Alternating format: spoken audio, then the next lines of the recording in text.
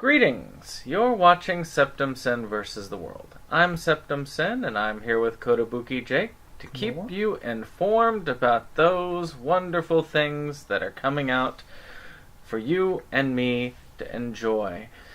Mm-hmm. And actually, several things on this list I have pre-ordered. And of course, you have some of these pre-ordered as well. At least one, yeah.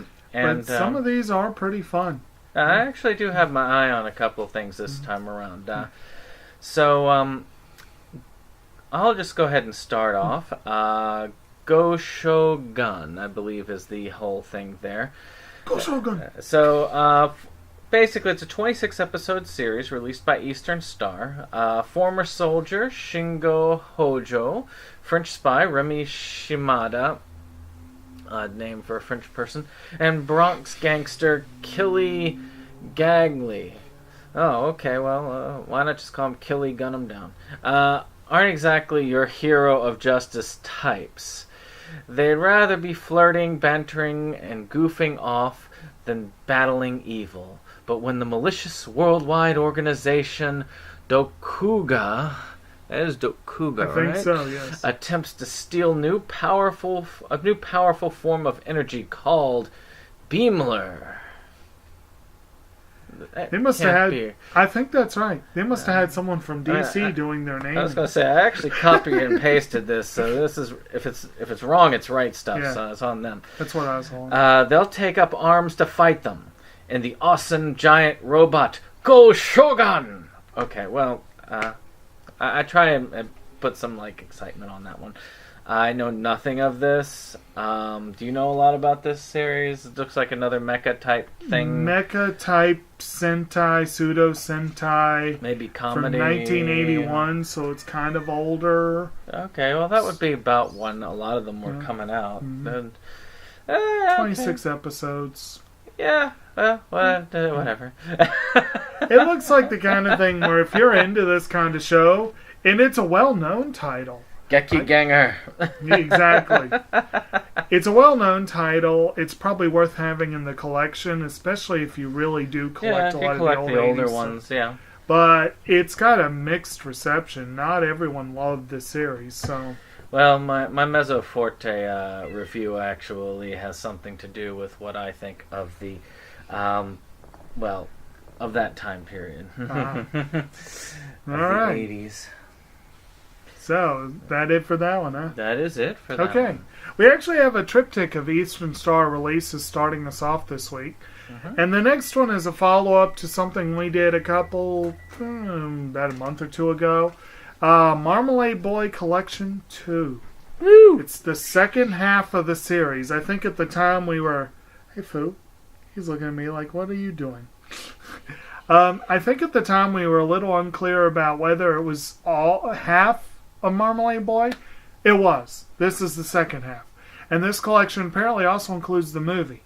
So, it is a better way to collect it than before. You only have 2 pieces to get. Is that the whole of it? This will be the end of it, yeah. Wow. And this is a show, I think we covered it pretty well before. It's a show that looks pretty fun. It looks like a strong shoujo series, but with some odd elements. And it definitely is one that I intend to get one of these days. Now, have you seen any of the original sets in real life? Yeah, I saw Second the ones. and Charles has and a number of them. Those. They are beautiful sets. Mm-hmm. It's just you can't get all of them. I mean, the first 2 volumes are easy to get, and then they got 2 more volumes. Yeah. Then you got to get a hold of the movie, and I think that's actually separate from them. But this one, you get just them 2. So there you go. So just 2. I mean, and if you don't get it this time around, Eastern Star will probably keep it around for next year. It might go on sale. Mm-hmm. Get the whole thing. Just snap up a classic. Never know. Speaking of classics, Eastern Star is all about them thar classics. And one of the ones we've got is Swan Lake, which is a movie based off of Tchaikovsky's famous ballet. So on the eve of becoming an adult, Prince Siegfried and his companions stumble upon a lake in the woods. Siegfried spies a beautiful swan with a crown on its head, and then immediately is enchanted. but one of his friends is magically turned to stone when he tries to kill a rare find. Well, the rare find. The prince follows the enigmatic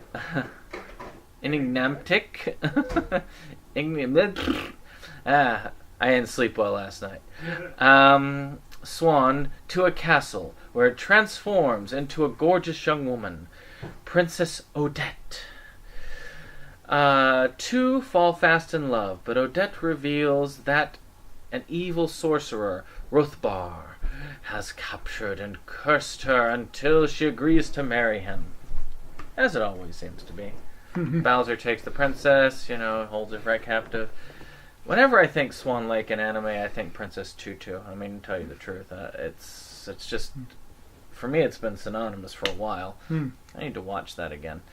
But I'm sure this is good. I mean, there were a lot of these old fairy tales back in the 70s and 80s. One of my favorites is still, I really want Eastern Star to release Jack and the Beanstalk. You hear me, Eastern Star? Release Jack and the Beanstalk. One of the creepiest Jack and the Beanstalk renditions I have ever seen. Matter of fact, Nostalgia Critic, of all people, did a review of it, which, that's one back from my childhood. But yeah, he voiced the same thing. He's like, what the heck are they doing showing this to children? So, who knows? I mean, I think it's like Santa Claus is coming to town. Exactly. Okay, well, this one's also a 1981 release. Apparently Eastern Star was big on that this week. So my next one is, we have a couple of Funimation releases, and this is simply a re-release. And to be honest, I'm not sure if they've done this edition before. They did. It's an Anime Classics release of Full Metal Panic: The Second Raid, which is really weird because they already had Anime Classics releases for Full Metal Panic and for Fumafu. But I don't know if they did for Second Raid. And my edition is not as fancy as the other two, so I would have liked if they all matched. Does it have the OVA in it? I don't recall if the original version had the OVA, or if the Funimation one did. Let me check. Okay. So, yes indeed, I have gotten a hold of my copy, which is not as good as his copy, which is probably not as good as that copy. And that's how it is. I like my other copies, though. I mean, it's got the nice, really nice, nice boxes. But, just simple. But it also includes the OVA. So if you have this in one of its many forms, you're not getting anything else other than it's a newer release. Right. And the Anime Classics ones do have the little stripe around it, and it's kind of a simple, classy look. You know, it's nice. Yeah. Okay. Have you seen it yet? I need to. Oh man, you're missing high it. on the priority there. Then you need to read that. Read what? The description. Oh, well, I read it. Oh, you did? Okay. Well, no, but I'll read for you guys. It's tough to keep up your grades and save the world. But for Sosuke Sagara, an undercover high school student and member of the mercenary group Mithril, it's all in a day's work. A new threat to Tokyo has arisen: Amalgam. This mysterious organization has been running things from behind the scenes. Sosuke must face his own internal struggle while being spread thin between schoolwork and war. Yeah. All right. Well, and actually, my take of it, I actually have seen this. It is a really good series, and I'm not a big mech series person, to tell you the truth, but I really did like Full Metal Panic, and I liked all three of them. But Second Raid really is the continuation. It's a little bit more serious than the first, but it is really good. So, anyway, on to the next one. Actually, continuations. I'm kind of glad I got this because this is about a series. Excuse me. This is actually about a series that I was initially drawn to, got a copy of, and then never watched. Which is Kitty Grade. So this is actually a sort of follow-after series called Kitty Girl and. It's a 24-episode series. Funimation is doing that release as well. ES members Eclair and Lumiere of the original Kitty Grade series once rescued the galaxy from destruction's doorstep. 25 years later, they continue to be the primary law enforcers of the galaxy. Two new heroines, Asker, oh well, and Q Fuel. I thought you spoke French. I'm tired. Work as a waitress at the headquarters of the galactic government while they are completing training to become full-fledged ES members. What oddly enough attracted me to it was, I don't know what it was about the lipstick whip thing that they used in the original Kitty Grade and the advertising. But I was like, this looks like a cool series. She's got a lipstick whip. This is early me when I wanted to buy up almost every anime I could, which of course results in a large anime collection. I still plan to get Kitty Grade one of these days. Well, it's dirt cheap. I've never seen it. It's not hard to get. It's not like it was in the old days where it was like $50 to get it. Mm-hmm. Now it's like $20, $30, something like that. And I will have this one. I've actually added this to my wish list. I can't really afford it right now, but maybe one day. Now, the part that puzzles me is, if I remember correctly, I looked this up on Anime News Network, and I think this is a 2010 series. So it's kind of weird that Funimation... Yeah. They did release Kitty Grade ages ago. Oh, yeah, that was released a long time It just seems really weird that they're now getting to something that they've owned the franchise all this time. That's kind of weird. But speaking of things that took a freakishly long time to get a proper release... Well, not the first season. Well, yeah. And I think this was a 2010-2011 release, actually. If you have been watching our channel, good job.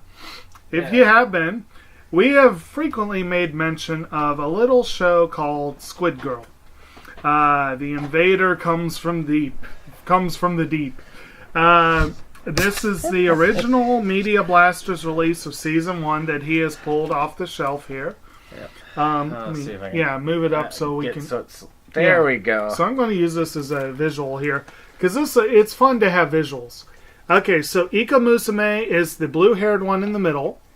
And next to her, on this side, are the Aizawa sisters, who have a little restaurant on the beach called, I think it's Lemon Bar or Lemon Restaurant or something like that. Lemon Soap. Yeah. And so Ika Musume comes in, ready to punish the human race for polluting her ocean home. And immediately gets press ganged into service as a waitress at the restaurant, because I think she broke a wall and Chizuru, the blue-haired sister, is one of those evil mercantile characters who will hold every single dime against you, and she manages to force.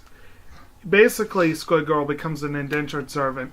I know that sounds really bad, but it's actually a very breezy, lighthearted comedy. Yeah. I do love environmentally themed things, and I love Ika Musume because she really, truly wants to protect the ocean. And it's great. It doesn't do it very well, though. She's very much like a squid. They did a good job of that.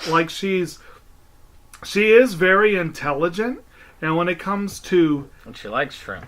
She loves shrimp. Actually, one of Chizuru's hobbies is fishing for squid. It's kind of... Unfortunately, she would eat every shrimp in the restaurant if the sisters didn't keep her away from them. But they find out that her ink makes a very good addition to their food, and that's another way they use her a little bit. But she's really good at math. She's really good at certain problem-solving things. Except for the problem of how to take over the earth. But she's kind of a dingbat. She's very, what's the word I'm looking for? Easily distracted. Well, that's appropriate. Yeah, that's good enough. But it's just a fun show. It unravels a little bit at the end of season 2, but then it comes back around the very end. But Media Blasters released season 1, and we were thrilled, and we picked it up quickly because we loved the show. And then they dithered on season 2, and then just kind of forgot about it and dropped it completely. And then finally, we got the lovely news that Sentai had picked up the license. And Sentai is going all out. They've got a Blu-ray release, a DVD release, and a fancy special edition release. And probably next week, but the week after at the latest, I will be previewing that. I'll be doing an unboxing here because I have that on pre-order. Part of the reason why is they actually said is as part of this special edition, they will make a donation toward ocean cleanup for purchases of the limited edition. So I had to do that. I'm real excited about this release. It's awesome. It's a fun show. If you've never seen it, check it out. You don't have to go all out and do the fancy one, although certainly I would say if you got the money, go for it. It'll be like my first ever Sentai like special edition. Yeah, we don't have any, so this will be new for us. This will be an experience. I may pick up some more if we get good enough prices on the winter sales. Oh, yeah. But this is the one. It's one of the rare ones I was willing to jump all in for. Anyway, if you don't... Did they have like a Blu-ray version of the Sentai? I mean, at the other release? No, they didn't. Okay. I think I would have gotten Blu-ray if they had it. I would have thought too, yeah. Me, I'll cheap out on a DVD if I have to. It depends on the quality of the series. And Sentai's sale right now, I mean, my God, if you don't mind DVD and you want cheap, Sentai's sale right now is awesome. Oh, yeah. So, I have Logan Lucky by Universal. Trying to remove a family curse, brothers Jimmy, played by Channing Tatum, and Clyde Logan, Adam Driver, set out to execute an elaborate robbery during the legendary Coca-Cola 600 race at Charlotte Motor Speedway. I don't know anything about this movie. I mean, the names are very familiar, obviously. I've seen them in other things. But at the same time, it really doesn't sound... Not to mention a couple of the big names you didn't mention. Daniel Craig is a co-star, and it's directed by Steven Soderbergh. Then why haven't I heard more about this thing? I wonder the same thing. I actually have thought about putting a hold on this at the library, and I'm like... But every time I look it up, I'm like, oh, it's a Soderbergh film. That's more of a maybe. Well, it's a supposed crowd-pleasing Soderbergh film, which is a little different from his weird ones. Well, if it was a crowd pleaser, then why haven't I heard of it? It did decent at the box office, but it also came out midsummer. But Logan Lucky. Race-themed stuff rarely does it for me. I did like Talladega Nights. That was a fun movie. But I'm curious about it, but obviously I keep forgetting that I want to see it. The next one I'm very curious about, though. This one's also a Universal release. It's called The Defiant Ones. The Defiant Ones, directed by Alan Hughes, chronicles the unlikely partnership between Dr. Dre and Jimmy Iovine. This revealing, compelling, and often gritty story takes place in recording studios, humble homes, and massive mansions, in criminal courts, and in the highest corridors of corporate power, featuring interviews with those who worked closely with Jimmy and Dr. Dre, including Bono, David Geffen, Eminem, Ice Cube, Gwen Stefani, John Landau, Tom Petty, Snoop Dogg, and Bruce Springsteen. The docuseries showcases how the two men rose to prominence in the 80s and 90s and eventually launched their billion-dollar headphone and speaker business Beats by Dre. So, this shocked me. I think it was this early last year or early this year, somewhere around here. I was looking at the list of like the highest net worth people in show business. Dr. Dre was near the top of the list. I think he was at the top of the list. And Beats by Dre made him flippin' rich. Yeah. He made a bank on that. And there's a lot about this background that I'm curious about anyway. I have a brother who is really big into the whole rap scene and is big fans of Eminem and Dre. And we got him one of those Beats by Dre headphone things. He and we watched Straight Outta Compton together. And when we left, he was like, "Yeah, that was a pretty good movie." It was, obviously from what he knows, no offense, but like obviously the people involved in this doc probably know a lot more about that. But yeah. I am very curious. It's a 4-episode series, if only to see one of the last projects Tom Petty was involved in. Rest in peace, Tom Petty. I mean, just definitely. I am very curious to see for the people this. Involved alone. That's worth seeing. But even if you have any interest in the music industry, in the business of music, in rap, in any of that stuff, this would definitely be an important one to see. And I honestly hadn't heard much about it, but now that I see it, I'm like, this will have to go on my list, I think. Yeah. So next, we've got one by Lionsgate. Everybody's favorite, will publish anything, agency. And we have a film called Re-Memory, which is the film explores the unexplained death of Gordon Dunn, Martin Donovan, a visionary scientific pioneer whose body is found shortly after the unveiling of his newest work, a device able to extract, record, and play a person's memories.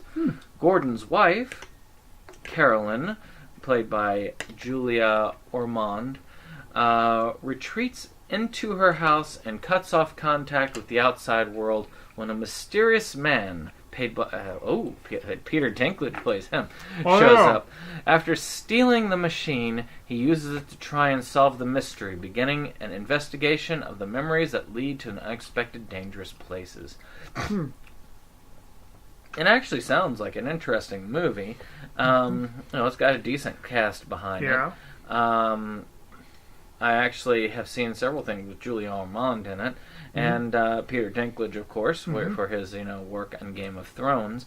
But the concept is very interesting thriller, mystery, potentially horror, maybe drama. A lot of good things that could happen. A lot of bad things could happen too. True. But it's hard to say. I feel like a lot of the movies this week had kind of a middling rating on IMDb, kind of in the 6 range. And I think this was one of them. But, yeah, it looks interesting. Doesn't look like a top priority, but, And that could be said of the other Lionsgate release this week, too. Tulip Fever. In 17th century Amsterdam, an orphan girl, Alicia Vikander, is forcibly married to a rich and powerful merchant, Christoph Waltz.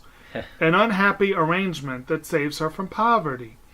After her husband commissions a portrait, she begins a passionate affair with the painter, Dane DeHaan, whatever his name is, a struggling young artist. Seeking to escape the merchant's ever-reaching grasp, the lovers risk everything and enter the frenzied tulip bulb market with the hope that the right bulb will make them a fortune and buy their freedom. Woo. So, a few things about this that are interesting. First of all, Alicia Vikander is awesome, and Christoph Waltz. Oh yeah, legendary now. I feel like he often coasts on his fame, which is kind of sad because he's only been doing it for a few years.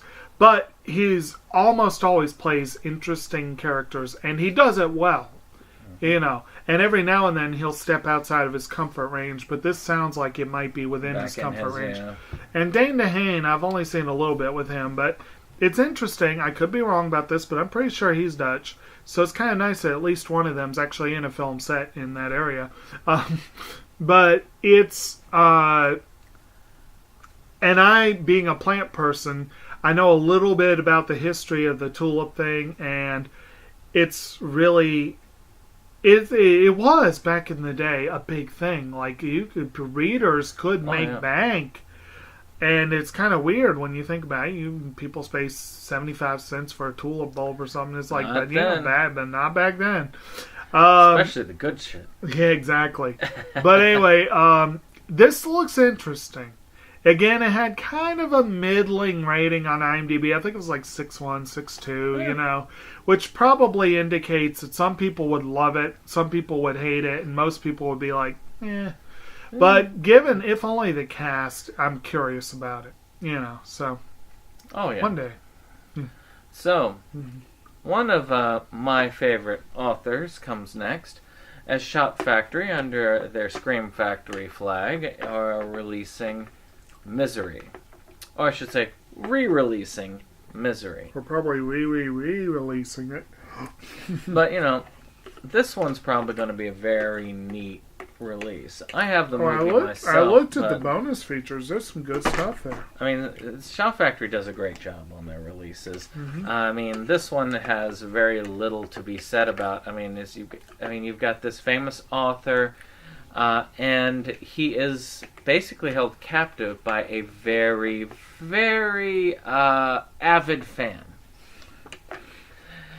This particular one, if you haven't seen it, if you haven't seen this movie, I'm not going to spoil it for you. Other than be prepared, there are some very disturbing moments involved. This one builds up tension very well, and out of the Stephen King movies that are out there that are adaptations of actual horror, this one's actually one of the better ones. Mm-hmm. Not to mention, it was the second Stephen King adaptation by Rob Reiner, which is kind of interesting. It's not quite as good as Stand By Me, but as you said, more of a horror title. Oh, yeah. And like I said, the bonus features are pretty extensive on this release. So if you don't have it already, or if you need to upgrade to Blu-ray, this is a great opportunity to do it. And it is an Oscar-winning role for a then unknown Kathy Bates, and she does a great job. And I believe it's James Caan that plays the author. I think so. Yeah, and he does a good job too. It was well worth watching. Yeah. So, the next one we have, we're going to do kind of a twofer. There was one that apparently is set for release today or tomorrow. Or something. Actually, no, 22nd. Well, this week. Yeah, Amazon said. But for whatever reason, it wasn't on our radar last week. And next week, there's a related release. But this week, we got a release of the complete series of the Gilmore Girls. Yeah. And next week, for the week that we're doing the preview for, sees the release of Gilmore Girls A Year in the Life. It's listed as season 1, but it was a mini-series, and I don't know if they're planning to do another series. But basically, I've never seen Gilmore Girls. I know it by reputation. I mean, Lauren Graham and Alexis Bledel, both talented actresses. They supposedly played off each other very well. Play a mother and daughter. The show was huge when it was on. And several years later, they've done A Year in the Life is a mini-series that chronicles 1 year of this family set several years later. That's pretty much what I know about it. It's basically a dramedy with lots of dialogue. Famously, lots of dialogue. Supposedly very quirky, eccentric dialogue. But, you know, a lot of people, like I said, people who love it, love it. I plan to get into this show one of these days, but it's on the list. Yeah, the good list, not the bad list. Yes. All right. So, one from Oscilloscope Pictures, which actually has put together some pretty good releases. I've seen a few of those from this. Is a film called Lost in Paris, filmed in Dominique Abel. I think it's Abel, I think. And Fiona Gordon's signature whimsical style. Lost in Paris stars the filmmakers as a small-town Canadian librarian and a strangely seductive, oddly egotistical French vagabond. When Fiona's orderly life is disrupted by a letter of distress from her elderly aunt Martha, played by Academy Award nominee Emmanuel Riva, who is living in Paris. Fiona hops on the first plane she can and arrives only to discover that Martha has disappeared. In an avalanche of spectacular disasters, she encounters Dom, the affable but annoying tramp. So it's not Dom the affable, which I thought would be a cooler way, actually. Dom the affable but annoying tramp. Well, he is Dom the affable, really. It'd be a good name for a character in an RPG or something. Dom the affable. Who just won't leave her alone. Lost in Paris is a wonderfully fun and heroic tale of peculiar people finding love while lost in the City of Lights. I mean, it's got some good names by it. Obviously, an Academy Award nominee. Yeah. What was she nominated for? If I'm remembering correctly, she was nominated for Amour, which actually was an historic nomination. She was, at the time, the oldest person nominated for Best Actress. And it was a foreign film, too, which is a rarity. We rarely see. And it's also a rarity to see a Michael Haneke film that's actually positive reflection on human nature. It was a really good movie. Well, the only one I can think of in recent time that did something like that was, up for one like that was Xavier Bardem. I think it was Javier Bardem. Javier Bardem, yeah, thank you. I think he was up for it when he had Beautiful. No, he wasn't. No. Beautiful was up for multiple, though, wasn't it? Or am I remembering that wrong? Beautiful was only up for a couple of awards. But it was more than just the single award, which you would have gotten normally under an Oscar-type nomination. Amour was up for a lot of awards. Yeah. It was. Yeah. I have not seen Amour. I have seen Beautiful. Yeah. Amour is... I would rather watch Amour. Yeah. So, next up, I think it was, 2 or 3 weeks ago that we had one with Antonio Banderas. I read a user comment that he's trying to channel Liam Neeson right now with Apparently. So, he has a new movie called Acts of Vengeance. A fast-talking lawyer, played by Antonio Banderas, transforms his body and takes a vow of silence, not to be broken until he finds out who killed his wife and daughter, and he has his revenge. Oh. Apparently it's a sequel to the one that we talked about a couple weeks ago where his daughter was kidnapped. Oh, okay. Well, there you go. But, no, actually... it's probably just Banderas, unfortunately, doubling up on these scripts without thinking. Might as well be on the sequels. Apparently, this is another one that had a middling rating, and to be honest, I'm not that super excited about it. I mean, it sounds like Liam Neeson light. Antonio's great. He's a great actor. He really is. But he does do a lot of movies where he's just kind of coasting. And he's doing a lot more of those than the good ones lately. Although he was really solid in the 33. That was a pretty good one. But I'm curious about it just because Antonio... Oh, it's another Lionsgate release. Yeah. Okay. They have a couple more, or one more coming up. But, so that's really all I have to say on that one. I mean... Well, every time I think Antonio Banderas, I think of the old, the cartoon King of the Hill. Yeah. They had this Spanish show that they were always watching where the guy is just this preacher that blows everybody away, and his signature line was, Vaya con Dios. I could see Antonio Banderas playing that character. See, I always think of the SNL sketch.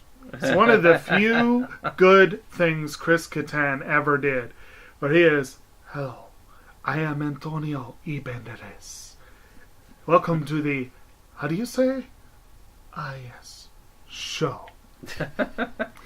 It wasn't a great sketch, but I enjoyed it. And Kattan usually annoyed the hell out of me, but I liked him for that, And one of the good things in Santa's Sleigh was where they killed him off in the opening scene. Well, I would say that no was offense, Chris Kattan. and Fran Drescher as well. Oh, yes. Which I think he has a review probably coming up for Santa's Sleigh. It's good holiday viewing for all. Not all, but... Arrow is releasing a thing called Animal Factory, which is troubled youth Ron Decker, played by Edward Furlong from American History X, is sentenced to a 10-year stint at a notorious San Quentin state prison for drug dealing. Inexperienced in the ways of prison life, he is taken under the wing of Earl Copen, played by Willem Dafoe. Oh, so this is going to be like a romance. Who has an experienced con with an entire prison in the palm of his intimate that hands. Puts a whole new reading into his the story. Intimate hands. But wow. As Ron grows increasingly cocky in his privileged role as Earl's confidant, he is in danger of biting off more than he can chew. Oh, lover spat. With some of the jail's more volatile inhabitants. That line took on a whole different meaning with your reading of that. Okay. Oh, wow. So I hear like them playing like the romantic music in the background for like the Titanic, and they're sitting there like hugging each other over like the railing. Oh my god! Probably not what we're going for in this particular one. It's probably more of a thriller. Arrow likes to re-release a lot of these types of movies that you really never heard of or only heard a little bit of. I hadn't really heard of this one, which is interesting because it is a very good cast. Not to mention, it's actually directed by Steve Buscemi, so that's a very interesting there. But I've only seen one movie. Actually, wait a minute. I'm not sure I've seen anything directed by Buscemi. So I'm curious. Love story. Now, that's a whole new shade of creepy there. Okay. Whew. Anyway. You get the last Lionsgate of the day. Yeah. On that note, okay, we have a Lionsgate nominee, a release called Woodchuck. Golden Globe nominee Kirsten Dunst stars as Teresa, a haunted young woman spiraling in the wake of profound loss, torn between her fractured emotional state and the reality-altering effects of a potent cannabinoid drug. Immersive, spellbinding, and sublime. Woodchuck transcends genre to become a singularly thrilling cinematic experience that marks the arrival of Kate and Laura Molivi, the visionary designers of Rodarte, as major new voices in film. All right. To be honest, the movie looks kind of interesting, but I wasn't blown away by the idea. But it's got Kirsten Dunst in it. I like Kirsten Dunst, and I do think she gets a bad rap. She's had some roles that she wasn't fully suited for, but she is a very talented actress, and I do want to see Fargo. Apparently, that's what she was nominated for. The miniseries. The movie is awesome, but the miniseries. I've got the first 2 seasons. I just haven't gotten to watching it. I need to see them. Yeah, but Woodchuck looks interesting. It looks. I'll get to it one day. Well, the last one by MPI Home Video, MFA. Whatever that is.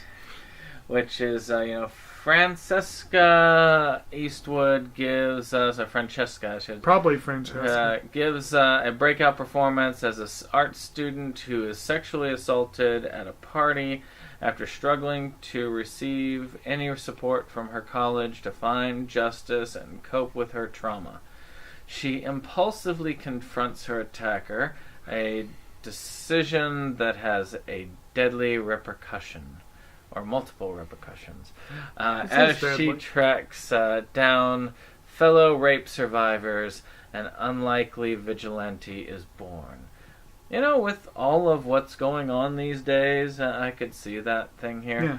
I don't know why MFA. I thought something similar to I thought this was going to be sort of like an R&B type thing. They have like the They may have an R&B MPI soundtrack. Who and knows? something like that. I don't know. Something about that just does it. But it sounds like, in this current climate, it's an appropriate title. I mean, Yeah. who knows? Maybe some of them have also, some of the people working on this film have been sexually harassing people. So, maybe they can get vengeance on them while they're working on it, and then it'll be a positive thing. Who knows? I do know that this one, I believe, if I remember correctly, this was the one that had the lowest rating this week. We didn't have any bottom of the barrel ones this week compared to some of our recent weeks. Yeah, well. But It'll the come. IMDb user, I was curious about this. I looked through some of the user comments, and the consensus seems to be that this is a ripped from the headlines movie. That apparently Francesca Eastwood does do a great job. Good. But the reviews seem to be that the rest of the movie is crap. They tried too hard to be au courant and didn't really do the right research and everything. And I could be wrong. The reviewers, obviously, that was their personal opinions. I may get to the movie one of these days, but honestly, on this subject matter, I recommend The Hunting Ground. That was a good Oscar-nominated doc. I had heard that in The Hunting Ground there was some sexual assault and charges related to that too, Yeah, or at least were. allegations by some of the people who were in the higher up for it. So I guess that's It feels like that's almost a given nowadays. Nobody's safe these days. No one, yeah. Well, That's crazy. So, we've got another video to film, but hopefully you will enjoy this. Of course, if you like our videos, subscribe, and of course, share. We would appreciate it. And of course, you have anything to say about these, I would love to get some comments. I know you'd like to get some comments. Yeah. You can make fun of the commenters. We can share our knowledge of this. If you know of something that we're missing, we occasionally do miss things. Like that Gilmore Girls thing. We use Joe Blow as one of our links, and they have links to Amazon for their products. But for some reason, their link to Gilmore Girls went to season 1, even though Amazon has a separate listing for the other one. I have so little downtime, and I run these lists, so I'm running quick. I gotta find. Then I try and read the summaries, and I move on to the next one. But we will see you all next week. All right.